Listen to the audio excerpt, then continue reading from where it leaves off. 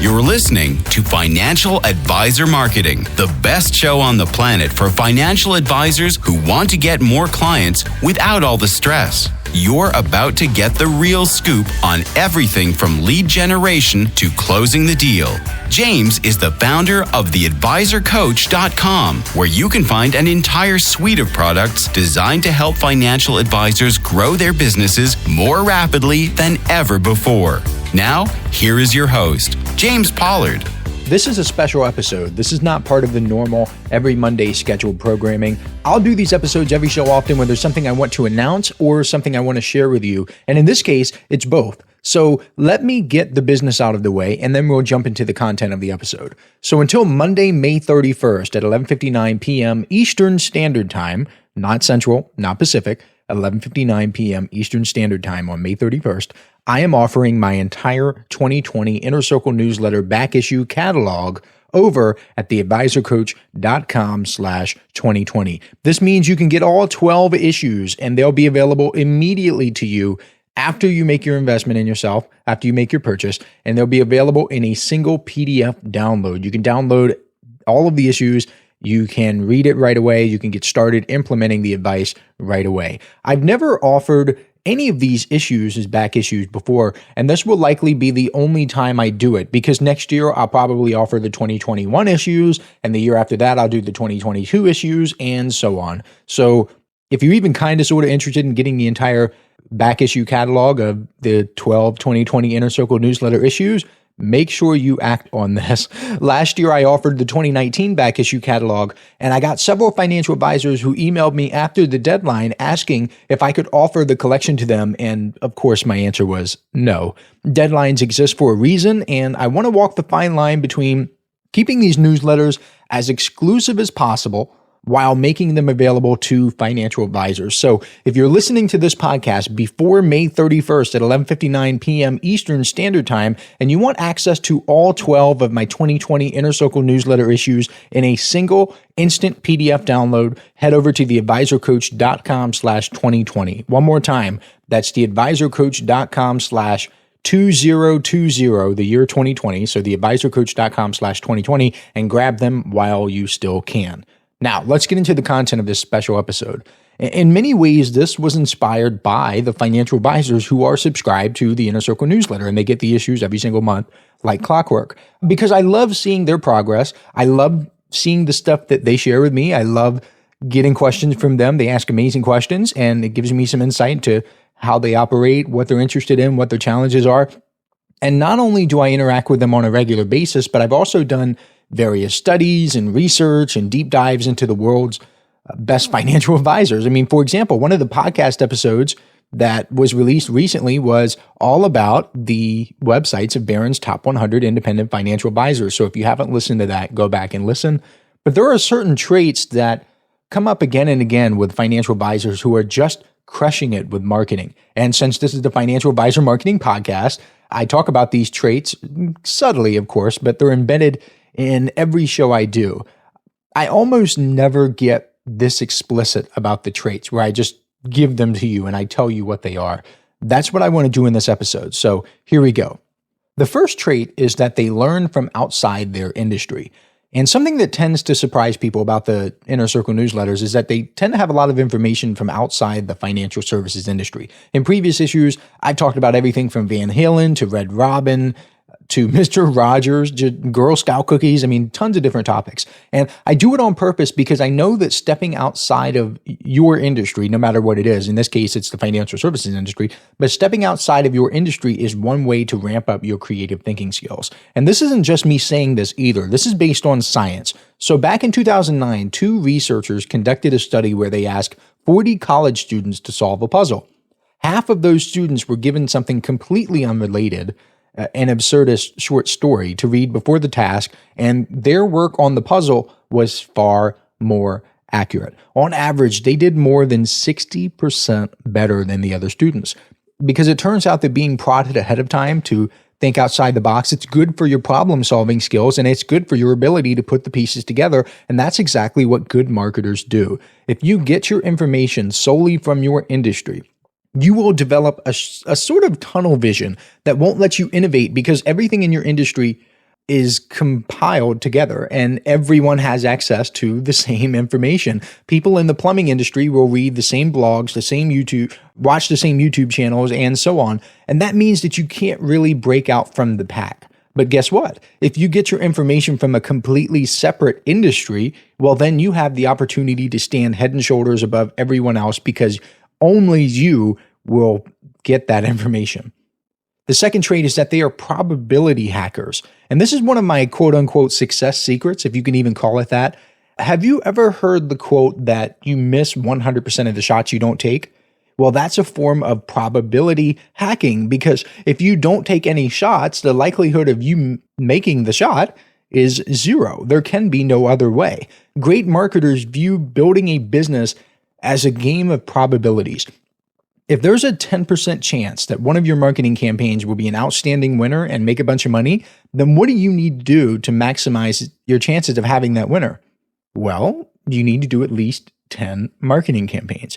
Because if you do anything less than that, you're not fully exploiting probability in your favor. If you want to get a client who can pay you $25,000 per year, but you never interact with anyone who can pay you that much, what are the chances of you getting a $25,000 per year client? Zero, right? Well, what if you knew, and this can't be an exact science because if it was an exact science, then everybody would just not have any fear of rejection and they wouldn't have any fear or uncertainty or anything in their business. You have to get over that fear and uncertainty to begin with, but you just walk with me through this example. What if for every one of those people, there's a 5% chance that they'll work with you provided you have a relationship with them? In that case, you need to understand that it's likely going to take up to 20 individual relationships to get that one client. That's probability hacking. Lots of people don't understand this, so they don't get the results they want.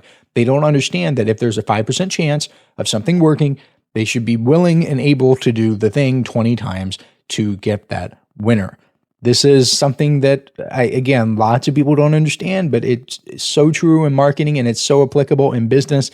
If you're running a campaign that it has a low chance of paying off, you've got to do a lot of those campaigns. If you're batting singles and doubles, I hate using baseball references like this, but that's really what it is. If you're batting singles and doubles, you can just do less of them and make it work. I hope that makes sense, but it's seriously one of the best things you can ever do for your business.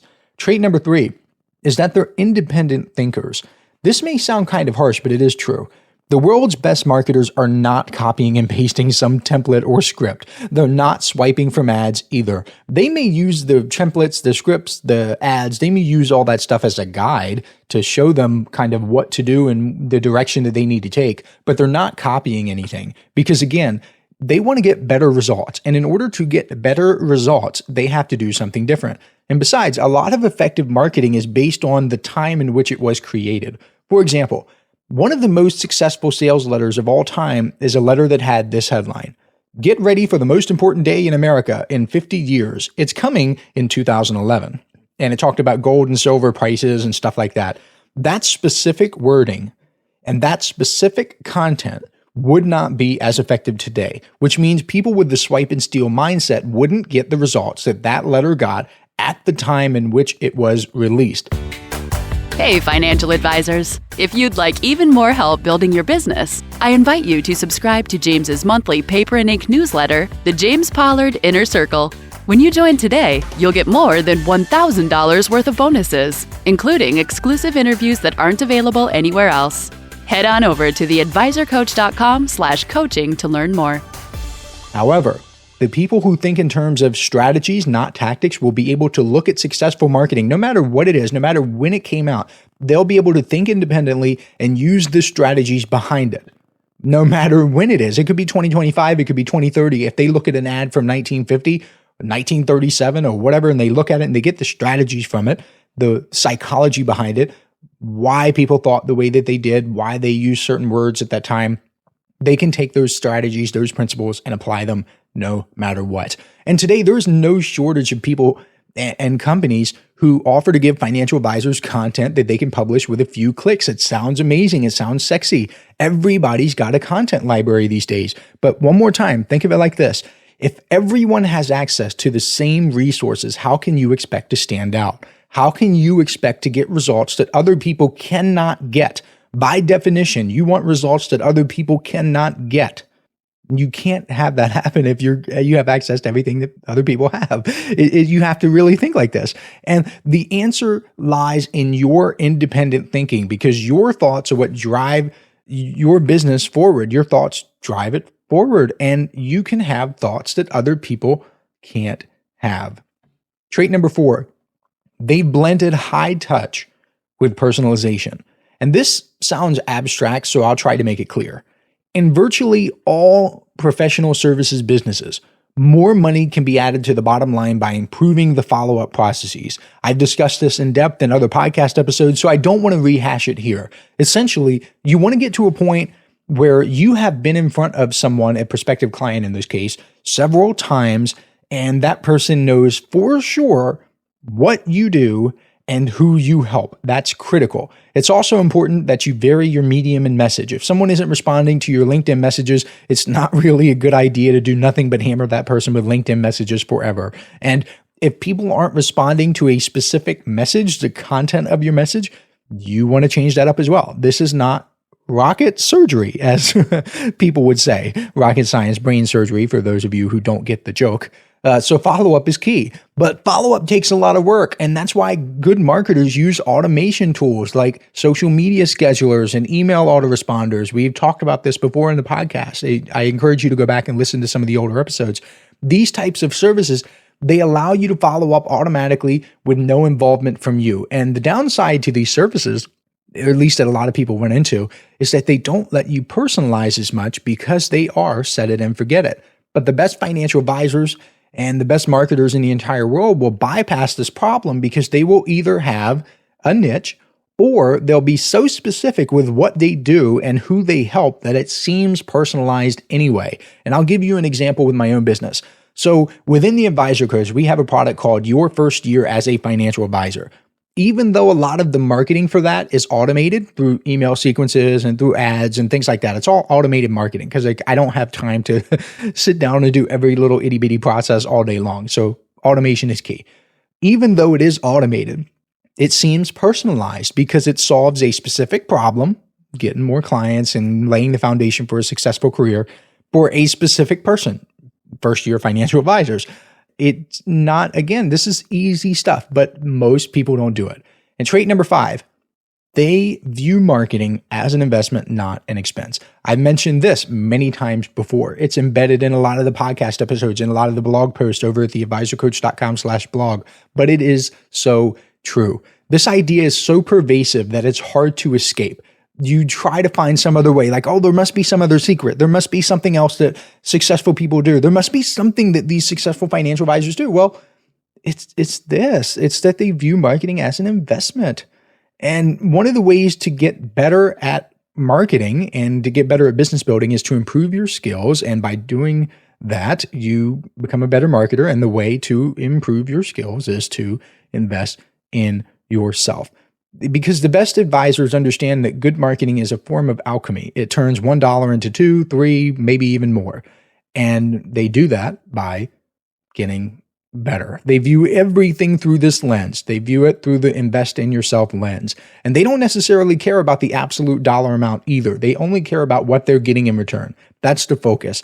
Hiring a productivity coach for $5,000, it may seem a lot in absolute dollar amount terms, like, oh my goodness, a $5,000 quote unquote expense, I can't do that. But it suddenly seems cheap when you realize that it'll save you 10 hours per week and your time is worth $100 an hour. There's a clear path to the payoff. You have to think like this. And I don't want to keep bringing up the newsletter because I mentioned it in the beginning of the show, but it is a perfect example. Because until May 31st at 11:59 p.m. Eastern Standard Time, I am offering my entire 2020 newsletter back issue collection. The cost of this is $11.88 because each issue is $99. That's what Inner Circle members paid for it. I will never, ever discount my Inner Circle newsletters, the back issues and whatnot, because it would be unfair to them. So $99 times 12 equals $11.88. Now, according to the U.S. Bureau of Labor Statistics, the average financial advisor makes $124,140 per year. So $124,000 per year is the average yearly income for a financial advisor, which means even if you're a drop dead average advisor. This newsletter collection can pay for itself with a measly 1% increase in your income. That's it. That's all it has to do. So really, all you have to do is ask yourself this. Do you think that an entire year's worth of proven marketing methods, ideas, and insights designed specifically for financial advisors, it's already been proven to work? We've already gotten incredible feedback all throughout 2020. Do you think that can increase your income 1% or more? If the answer is no, don't get it. If the answer is yes, then get it. So if you're interested, head over to theadvisorcoach.com/2020 and make the investment in yourself today while there's still time. If you're listening to this before May 31st at 2021, if you're listening to this past that date, I'm sorry, but you missed out. Deadlines exist for a reason. And before I go, I'm going to recap these 5 traits. The first trait, they learn from outside their industry. Number 2, they are probability hackers. Number 3, they're independent thinkers. That's extremely important. Number 4, they blended high touch with personalization. This is something you may not necessarily see unless you get behind the scenes and see what these people are doing, like I have. And number 5, they view marketing as an investment, not an expense, arguably the most important thing on this list. So I hope this helps you. If it has helped you, feel free to leave a review. Feel free to email me at james@theadvisorcoach.com. If you have any questions, I am here for you, and I wish you nothing but the best. This is thepodcastfactory.com.